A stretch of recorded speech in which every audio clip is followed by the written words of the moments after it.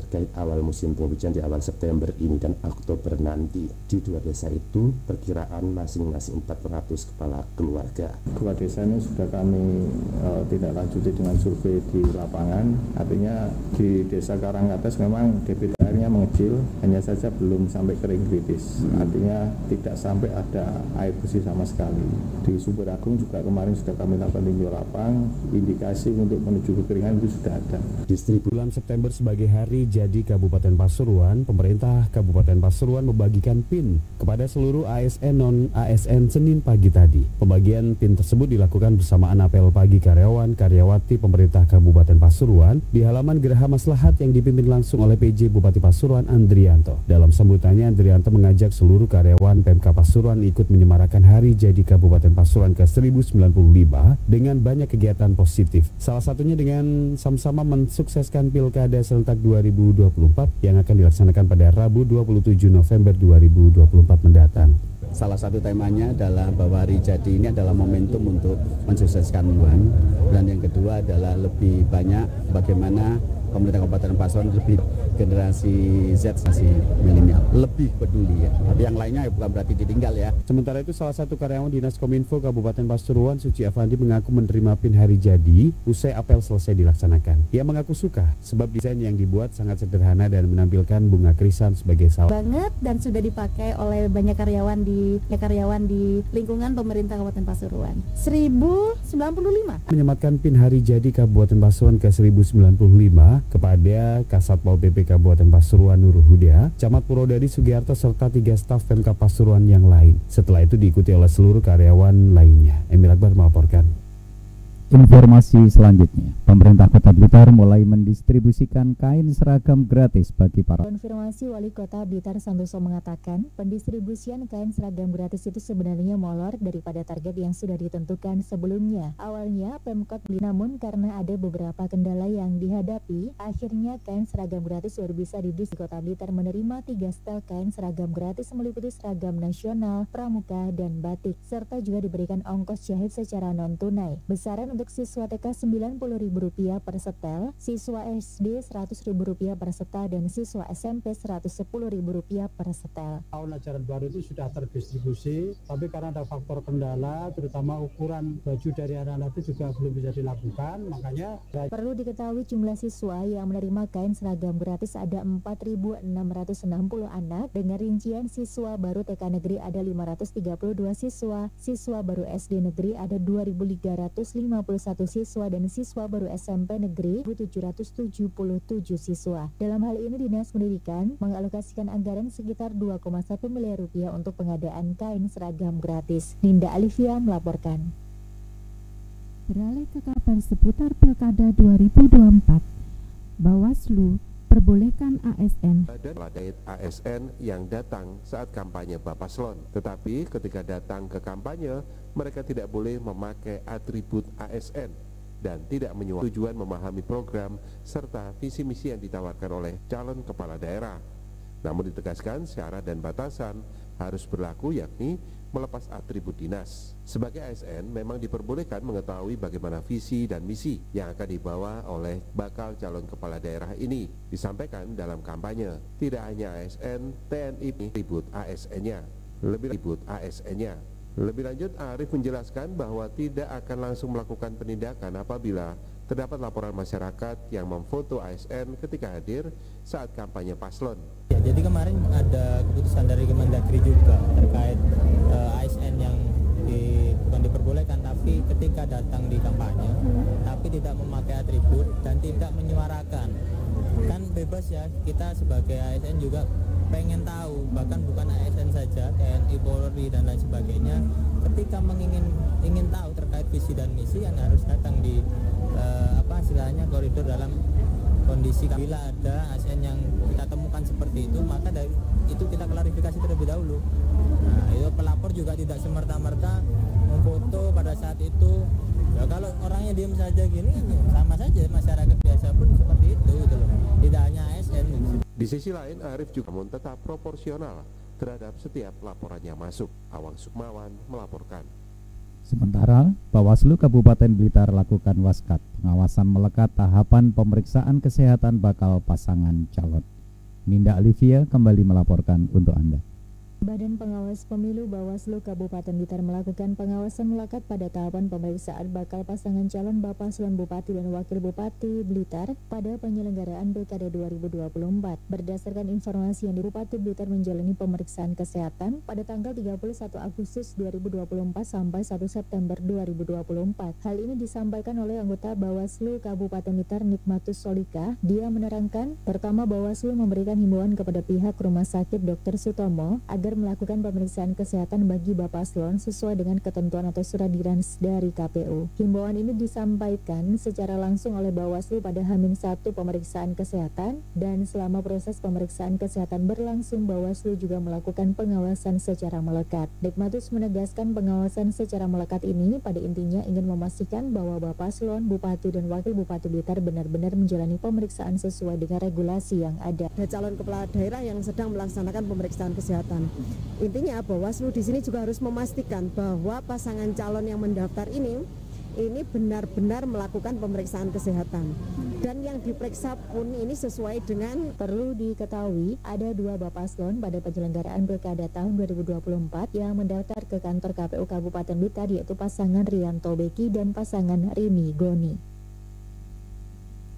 Kita beralih ke kabar olahraga. 48 atlet Kota Malang hari ini berangkat untuk perkuat kontingen Jawa Timur di ajang PON ke-21. Sebanyak 48 atlet asal Kota Malang diberangkatkan langsung oleh Sekretaris Daerah atau Sekda Kota Malang, Erik S. Santoso, untuk mendukung Provinsi Jawa Timur atau Jatim di laga Pekan Olahraga Nasional PON ke-21 di Aceh dan Medan. Usai memberangkatkan dari Balai Kota pagi tadi, Erik mengatakan bahwa para duta olahraga Kota Malang ini telah dipersiapkan dengan sangat matang.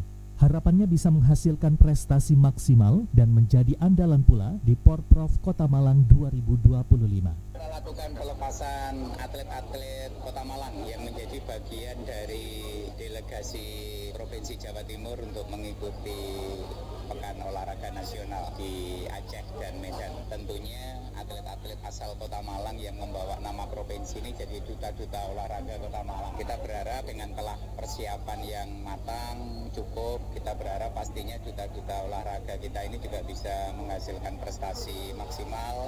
Erik lantas mengatakan, dengan semangat berolahraga ini diharapkan tidak hanya untuk prestasi, tapi bisa jadi bagian dari gaya hidup seluruh warga Kota Malang di seluruh profesi, baik warga Kota Malang yang merupakan pegawai, wartawan, dan sebagainya. Karena dengan berolahraga, fisik bagus, ide-ide juga akan mengalir dalam menyikapi beragam hal, bersosialisasi, kita bisa memberikan satu kontribusi vibe yang lebih positif. Berikutnya, kalau warga Kota Malang sehat, artinya alokasi anggaran kesehatan ini nanti bisa dioptimalkan kepada sektor-sektor lain yang membutuhkan. Sementara untuk atlet-atlet yang berprestasi, dirinya pun mengaku sudah menyiapkan bonus dan akan diberikan oleh KONI. Sebagai informasi, ada 20 cabang olahraga atau cabur yang akan diikuti atlet Kota Malang. Yang dapat diharapkan menyumbang medali emas ada 6 cabur, diantaranya renang, dansa, basket, wushu, catur, dan tinju. Arga Saputra melaporkan. Warta berita siang ini disiarkan oleh Radio Republik Indonesia Malang.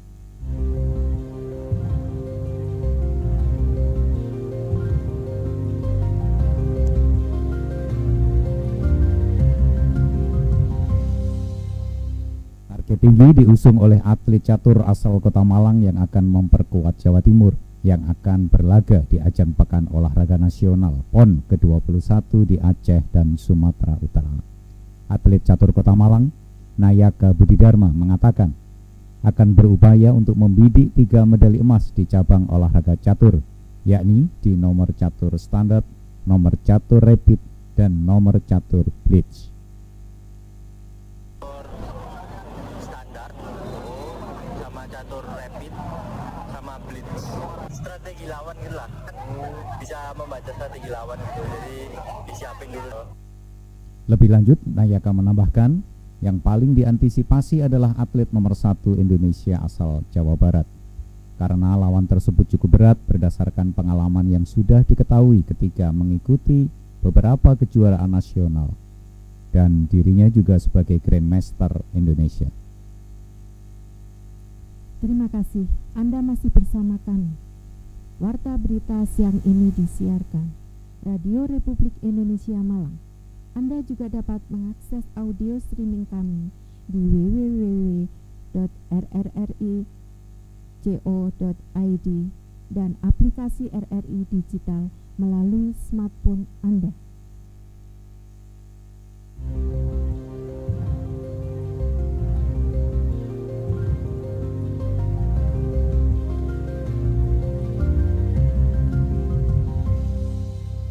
Baik, pendengar, sebelum menutup warta berita siang spesial dalam rangka memperingati hari ulang tahun ke-79 Radio Republik Indonesia Malang, kita berbincang sebentar ini bersama dengan dua pembaca berita tamu spesial kita siang hari ini. Bagaimana Pak Erik, Pak Sekda? Aduh, deg-degan. Lebih deg-degan daripada rapat. Begitu ya Pak ya. Bu Yuni, ini Ibu Ketua Dharma Wanita Persatuan Kota Malang juga kami undang spesial hari ini untuk membacakan berita. Gimana Bu perasaannya? Iya. Ternyata lebih seperti kayak ujian membaca. Tapi seru ya, ini pengalaman pertama ya buat Pak Sekda sama Ibu Yuni ya. Seru ya. Artinya kalau misalnya diundang lagi untuk menjadi pembaca berita di RRI, siap ya Pak ya? Ini kan latihan pertama, biasanya kalau yang kedua, ketiga nagi gitu ya Pak ya. Okay. Ini pembaca berita itu kan Pak? Biasanya kesannya itu kan formal gitu ya. Bayangan di saya itu kan yang ada di imagine saya itu kan dress code-nya formal. Suaranya berat, terus pembaca berita itu kan biasanya performanya itu kan good looking sama kelihatan smart gitu ya. Pembaca berita itu kan yang ada di bayangan kita itu kan gitu itu. Jadi apalagi di RRI gitu ya. Apalagi RRI ini gitu. Berikutnya kayak tadi pengalaman membaca yang susah itu ini ya. Membaca dalam satu nafas gitu. Gitu ya. Tapi akhirnya semuanya bisa dilewati. Oke, ini lebih enak ngasih sambutan atau baca berita, Pak? Kayaknya lebih enak ngasih sambutan deh. Kalau ngasih sambutan bisa improvisasi ke sana kemari gitu.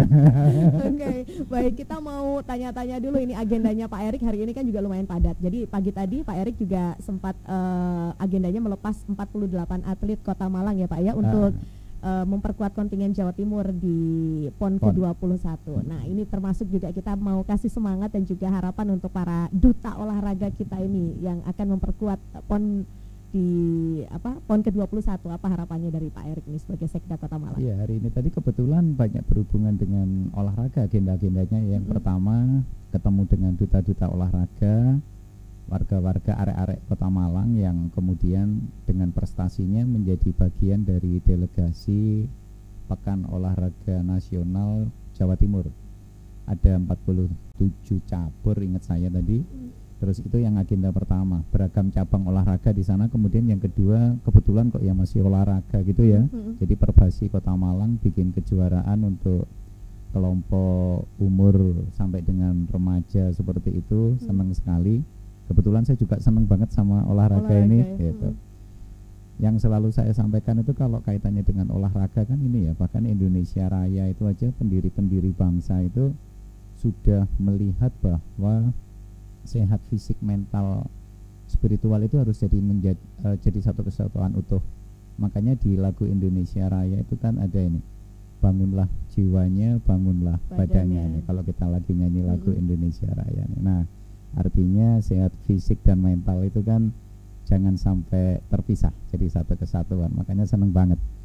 Berharap juga dengan prestasi-prestasi olahraga yang maksimal, dan tak lupa jangan sampai pula warga Kota Malang ini meniadakan aktivitas olahraga dalam kesehariannya. Jadi harapannya bisa menjadi daily activity, bagian dari lifestyle sehari-hari. Karena Pak Sekda kita ini ya pendengar ini juga aktif berolahraga. Pak Erik ini kan kalau saya lihat di media sosialnya ini aktif bersepeda ya Ibu ya. Sepeda, terus boxing juga ya Pak ya. Apalagi Pak yang paling disuka? Saya paling suka itu yang sering 3 ini ya, sepeda, nge-gym sama boxing nih. Oke. Gitu. Memang sepenting itu ya Pak ya untuk menjaga kebugaran tubuh di tengah aktivitas yang padat begitu Pak. Enggak sih, kalau bagi saya sebenarnya lebih terapi ngilangin stres aja gitu ya? Ngilangin segala kesumpekan gitu. Kalau ini agendanya Dharma Wanita yang mungkin bisa disampaikan ke pendengar Pro 1 ini Bu. Untuk Dharma Wanita kita mengadakan pelatihan-pelatihan untuk memberikan keterampilan-keterampilan kepada ibu-ibu Dharma Wanita. Untuk kegiatan yang kemarin ibu-ibu Dharma Wanita dilatih untuk membuat baju sendiri. Ya, untuk kelanjutannya setelah diajari mengukur, memotong, menjahit, nantinya kelanjutannya membuat payet-payet agar bajunya lebih indah. Baik. Kalau Bapak hobi olahraga, kalau Ibu sama juga olahraga juga ya Bu ya? Sekeluarga hobinya olahraga. Sepeda juga, boxing juga, sama yoga. Oh, sama yoga. Dan kebetulan saya dan putri saya juga mengajar yoga. Oh baik. Oh iya, Ibu kan juga punya studio yoga juga di rumah ya Bu ya. Nah ini terkait dengan peringatan hari ulang tahun ke-79 RRI nih Pak, tanggal 11 September kita mau ulang tahun ke-79. Usianya sudah 79 sama seperti ulang tahun negara kita Indonesia juga. Nah ini kira-kira dari pemerintah Kota Malang, dari Dharma Wanita Persatuan Kota Malang, apa yang kira-kira perlu dikuatkan ini kerjasama bersama dengan RRI ini Pak? Ya kalau saya lihat kan RRI mestinya dan sampai saat ini juga menjadi mitra kita dalam bagaimana kita menyebarluaskan beragam sosialisasi gitu ya, mulai dari kebijakan ataupun gaya hidup ataupun beragam aktivitas warga masyarakat yang dilakukan pemerintah ataupun yang dilakukan warga masyarakat. Dengan usia yang semakin matang ini tentunya kita juga berharap kita bisa membuat satu berita-berita yang semakin berkualitas, punya nilai manfaat gitu. Karena gini Mbak Mira, kayak kami yang bertugas sebagai pegawai, pekerja, aparatur di lingkup pemerintahan itu saya melihat sebenarnya mitra seperti RRI ini sangat diperlukan gitu dalam bagian sehari-hari yang kemudian tidak sampai mengganggu aktivitas kerja. Ini Mbak Mira, salah satu hal di era media sosial yang semakin gencar sekarang dengan beragam platformnya, saya melihat kalau karyawan yang bekerja itu kan jadi multitasking ya. Mulai dari membaca surat, ngetik surat, konsep surat, tapi disambi pula dengan online, online Facebooknya, online Instagramnya, online Twitternya, online WA-nya, online Telegramnya. Nah, ini yang saya melihat pada akhirnya itu dengan multitasking yang seperti itu, belum kalau tambahan YouTube drakor ya. Ini kan ini nih konsentrasi bisa pecah gitu. Nah saya melihat sebenarnya kayak RRI seperti ini media yang lebih bagus gitu. Artinya gini, orang masih bisa tetap bekerja dengan adanya tambahan-tambahan informasi. Jadi yang dengar hanya alat pendengaran gitu aja misalnya ya. Tidak kalau multitaskingnya sekian banyak platform itu saya khawatir kalau konsentrasi kerja itu kan jadi terpecah sehingga hasilnya jadi tidak bisa maksimal. Nah ini yang tentunya RRI ini yang harapan saya juga bisa semakin menghadirkan informasi-informasi yang kekinian, yang dibutuhkan, yang up to date dan selalu menjadi mitra kita di usianya yang semakin matang, atau kalau katanya anak sekarang mature ya. Baik, ini mengakhiri berita siang edisi spesial dalam memperingati hari ulang tahun ke-79 ini. Kalau misalnya kita tidak mempersilakan Pak Sekda dan juga Ibu Ketua Dharma Wanita untuk mengucapkan slogan RRI sekali di udara tetap di udara, ini kayaknya kurang pas begitu ya. Baik, saya persilakan Bapak dan juga Ibu di hari ulang tahun RRI sekali di udara tetap di udara. Sekarang ya 3, 2, 1 RRI sekali di udara tetap di udara. Terima kasih Bapak dan juga Ibu untuk waktunya sudah membacakan berita siang edisi spesial. Dan pendengar, saya Miranti Rizky bersama dengan Sekretaris Daerah Kota Malang Bapak Erik Setio Santoso dan Ketua Dharma Wanita Persatuan Kota Malang Ibu Haja Yuni Erik, dan seluruh kerabat kerja yang bertugas mengucapkan terima kasih. Selamat melanjutkan aktivitas Anda dan selamat siang.